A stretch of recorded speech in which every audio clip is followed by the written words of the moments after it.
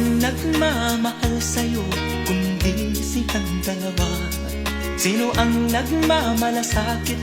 Ang iyong ama't ina. Sila ang naging daan, kaya ika'y nabubuhay sa mundo.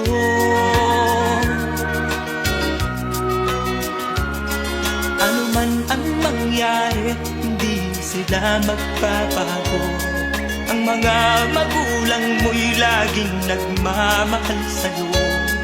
Kahit na nasasaktan, kahit na sila'y di mo pinapansin.